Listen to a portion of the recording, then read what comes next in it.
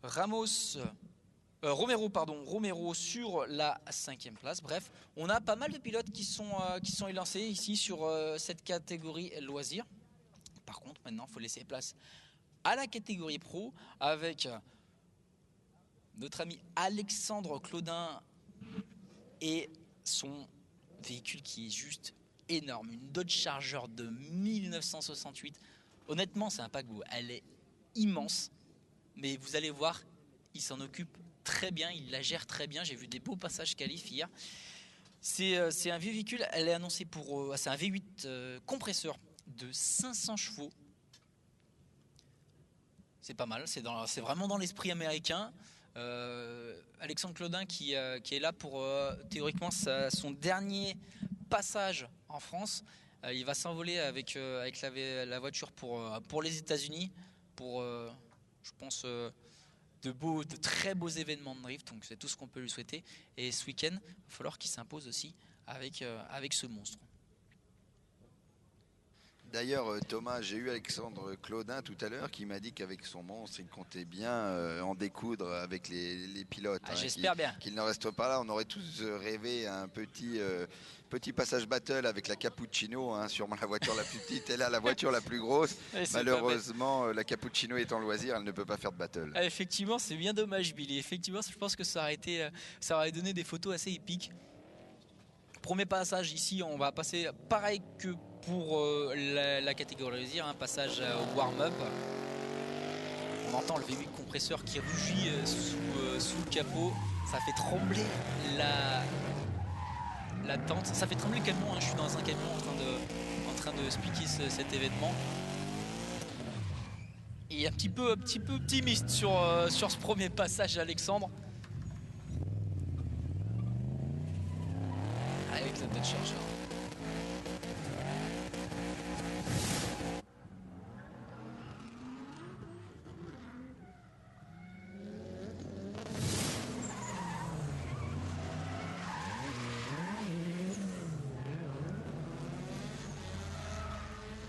Les 4 premiers pilotes de la catégorie pro vont s'élancer. Alors, il y a une cinquantaine de pilotes en catégorie pro. Il en restera que 32 cet après-midi.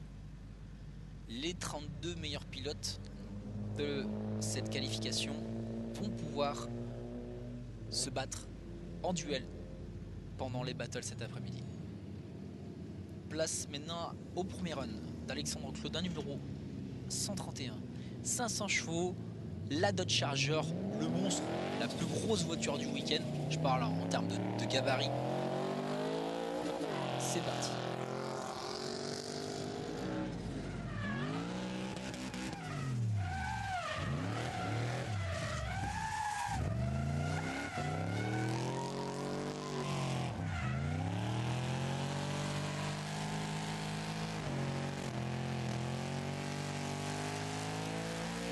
Et il s'en sort bien, Alexandre. 113 km/h en vitesse de déclenchement. Elle a l'air énorme, elle a l'air très lourde, mais au final ça marche très fort. C'est impressionnant. Un très beau run pour Alexandre Claudin là, qui nous survole le clip 3 carrément. La voiture est tellement grande qu'on a l'impression qu'il passe au-dessus du clip. Vraiment magnifique. Après, il lui reste le Song Run pour se rattraper. On lui fait confiance. Il n'est pas venu pour faire de la figuration. Il est venu là pour se qualifier, j'en suis sûr. De retour maintenant sur la Polpo provisoire, Alexandre Claudin. C'est parti, il peut prendre plus de risques. S'il a l'info comme quoi il est qualifié et qu'il a pas mal de points, il faut qu'il prenne. D'ailleurs, il faut qu'il prenne plus de risques sur ce run numéro 2 pour pouvoir être mieux placé. Il a pris des risques, il a pris trop de risques malheureusement. Il vient percuter beaucoup de cônes sur l'entrée. C'est vraiment dommage parce que on a une belle ligne sur ce run numéro 2. Mais il est venu littéralement shooter pas mal de cônes sur le déclenchement. Effectivement, Thomas, dommage pour lui, pour ses cônes au déclenchement. Il nous a fait un très beau run et c'est vraiment dommage de perdre comme ça. En même temps, Son véhicule est énorme hein, sur la piste. C'est vrai qu'on a vraiment l'impression qu'il va toucher un bord et l'autre de la piste. C'est vraiment un très gros véhicule et il a vraiment du courage de rouler avec un véhicule comme ça. Un chapeau à lui. Ah oui, oui, effectivement. Et puis il s'en sort très bien, je trouve quand même. Il s'en sort vraiment très bien. Il nous a fait un beau premier run. Et je pense que voilà, il a voulu aller chercher la limite sur le run numéro 2. Mais elle est tellement grande que à la limite, il est passé out of limit. Donc félicitations à lui. Il affrontera Jérôme Esteban en top 16. Ouh là là là là, là j'ai un véhicule qui me fait rêver depuis le début de la journée. Alexandre Claudin et sa Dodge Charger de 500 chevaux. Un monstre énorme face au numéro 116 Christian Estal. Aïe aïe aïe, qui prend vachement large ici sur ce déclenchement et qui vient percuter le clip ainsi que les cônes du déclenchement.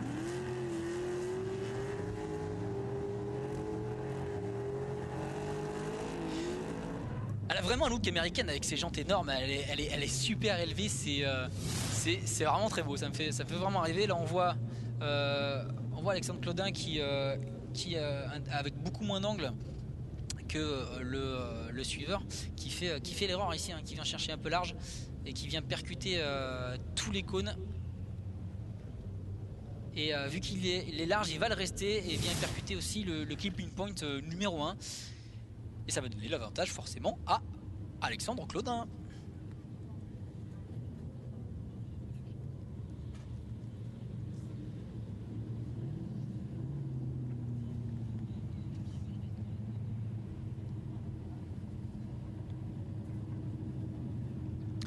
On en remet bien entendu la piste en place. On laisse nos amis les marshals, les commissaires pardon, mettre la piste correctement.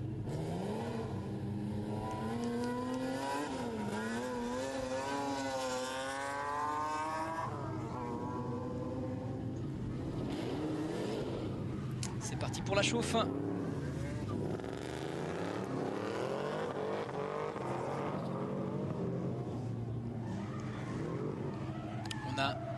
On inverse maintenant les positions. La magnifique Dodge Charger préparée au garage Blood Motorsports. Il a fait un petit tour aussi pour la préparation moteur chez Banesport. Alexandre Claudin prend l'avantage, hein, il le sait, on le sait, et maintenant lui le sait.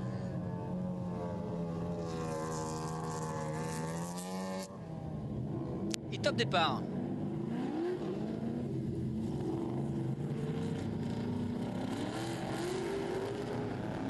Run retour, va falloir aller la chercher cette portière pour Alexandre. L'Espagnol va plutôt vite avec sa Nissan S14. Attention Alexandre qui remonte assez rapidement. C'est une voiture lourde, hein, il faut l'emmener quand même, hein. Il faut aller la chercher cette porte. C'est pas simple, mais notre ami espagnol fait le job en tant que leader. Christian Estal. On l'a vu remonter juste avant le clip 2. Après par contre sur la montée c'est beaucoup plus compliqué.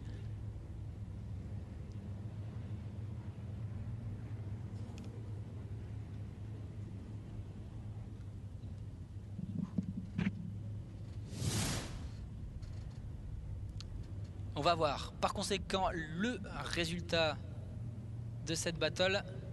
Victoire Alexandre Claudin. Et oui Thomas, victoire de Alexandre Claudin, hein. Son premier run forcément le favorise, hein. Oui. Vous voyez ton adversaire Estal arrache les cônes là, sur le déclenchement, hein, il couche les cônes, c'est un 0 pour lui. Sur le second run, il est un peu loin, il y a énormément de points pour Estal, mais le 10-0 du premier run a fait l'écart de suite, hein. Cette battle est pour Alexandre Claudin et on va avoir la chance de le voir continuer pour ses dernières apparitions en France, car après il s'en va aux États-Unis avec ce véhicule. Ça va être du beau spectacle, un petit Frenchie et les Américains avec une Américaine. Je pense que ça va être sympa.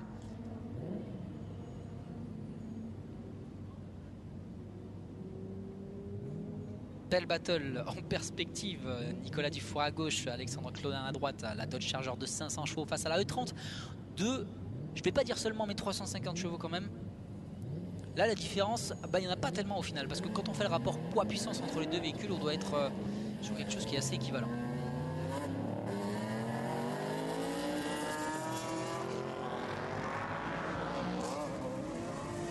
Avec voilà, Nicolas Dufour qui prend pas mal d'angle ici, qui est facilement rattrapé par le poids de la voiture de Alexandre Claudin, qui se laisse emmener sur Nicolas Dufour.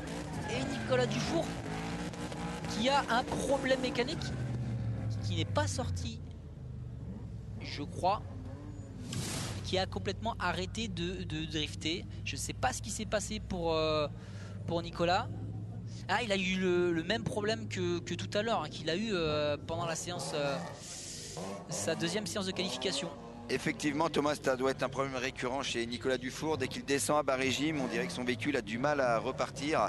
Du coup, il s'est arrêté, il a eu des ratés moteurs et ça gênait Alexandre Claudin. Pour l'instant, il va être forcément pénalisé par un 0 et c'est dommage pour lui. C'est vraiment dommage pour lui, d'autant plus qu'il occupait une place importante dans le championnat, étant champion de France il y a 2 ans et très bien placé l'année dernière puisque Nicolas Dufour a terminé 6e au classement général. Là, sortir en top 16 va lui coûter quelques points.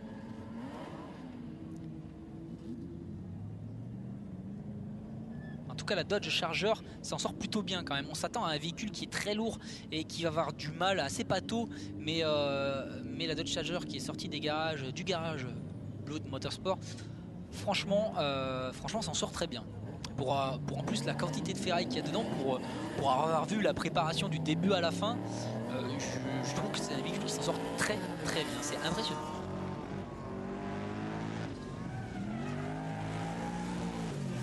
Alexandre Claudin n'a plus qu'à rester dans la bonne trajectoire et j'ai vu malheureusement Nicolas Dufour qui vient percuter, si je ne me trompe pas, un cône sans doute perturbé par son premier run. Certes, à la fin du tracé, il est vraiment dans la portière, c'est beau, mais c'est dommage. Je pense qu'il a été perturbé par ce premier run. Et vous voyez, il est très large. Il vient expulser le cône. Oui, Thomas, Nicolas Dufour ne nous a pas habitués à de telles erreurs. Hein. C'est assez rare de le voir faire des erreurs d'ailleurs. Malheureusement, là, il en fait une et sur le premier, il a pas de mécanique, je pense. Bon, bah voilà, on connaît déjà le résultat, je pense. Hein. C'est Claudin qui passe. Et je pense que Pierre Chaveria, ouais. Voilà, c'est ça. Et je pense que Pierre Chaveria, le boss de Blood Motorsport, oui, peut être fier. Hein. On le salue d'ailleurs au passage. Ah ben effectivement, salut Pierre. Il a effectivement de quoi être fier parce que si les Américains réclament la voiture d'Alexandre, c'est pas pour rien non plus, c'est qu'elle a été bien conçue au final et qu'Alexandre a bien fait sa promo, il a tout à fait bien joué le jeu et c'est que du bonheur de voir des véhicules comme ça et des mecs comme ça pouvoir aller se régaler à l'étranger. C'est que du bonheur et c'est tout ce que l'on peut souhaiter aux pilotes français. En parlant de monstres, en voilà un. On a Alexandre Claudin et sa Dodge Charger équipée d'un V8 compresseur. Et aussi un autre monstre, c'est Laurent Cousin et sa BMW E46. Lui par contre il a sur un moteur un petit peu plus soft, mais très puissant aussi, hein, 840 chevaux, 6 cylindres turbo, ok, V8 compresseur 500 chevaux. Mais méfiez-vous, on ne sait toujours pas qui va remporter cette battle. Laurent Cousin a un gros avantage en tant que leader.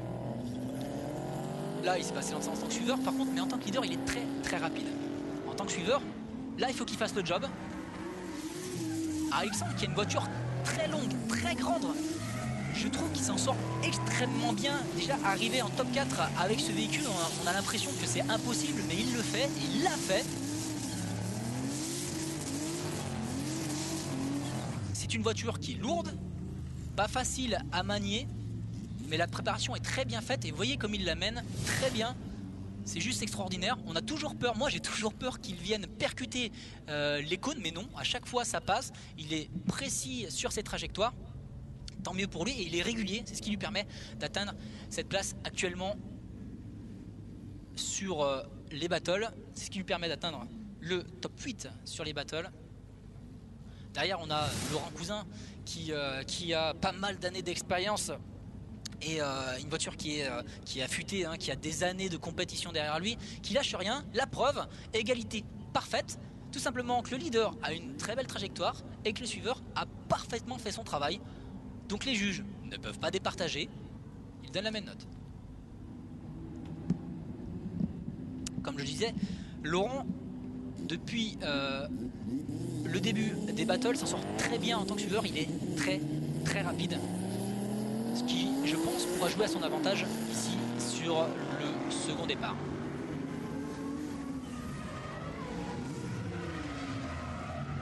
Forcément, il est très rapide, je vous l'ai dit, je le répète. Alexandre Claudin derrière avec sa Dodge Charger a du mal à remonter. Et Laurent qui met ce qui s'appelle un boulevard à son adversaire sur cette battle. J'espère pour lui que les juges vont être cléments, on verra. En tout cas, super travail de Laurent, extrêmement rapide. Et j'ai pas vu, par contre j'avais pas vu, effectivement il y a un clip qui a été percuté. Donc le clip qui est percuté, vous commencez à le comprendre, c'est un 0.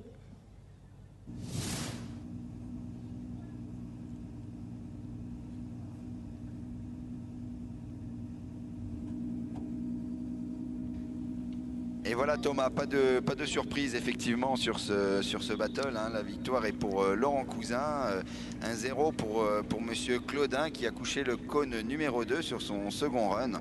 En tout cas, moi j'ai envie de lui dire bravo à monsieur Claudin parce qu'avec le monstre de véhicule qu'il a, il a quand même réussi à arriver ici et ce ne serait pas donné à tout le monde. Il a vraiment un beau coup de volant et on espère le revoir prochainement sur le championnat.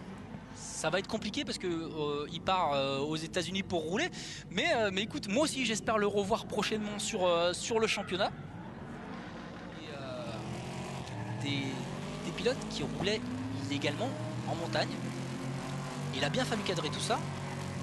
Et un jour, on a dit, bah, écoutez, il faut le faire sur circuit. Il n'y a pas d'âge. Il n'y a pas d'âge. On a effectivement Alexandre Claudin qui a le véhicule, je pense, le plus vieux de ce championnat. Il est de 1968. Elle est là, la Dodge Charger. Et on va sur des véhicules qui sont beaucoup plus récents, comme des 92, 93 de chez BMW. Donc c'est des véhicules des années 2014, je crois, beaucoup plus récents. Donc il n'y a pas de limite. Ainsi que la puissance, on n'est pas limité par une puissance. C'est pour ça que ça va jusqu'à 1200 chevaux actuellement, c'est que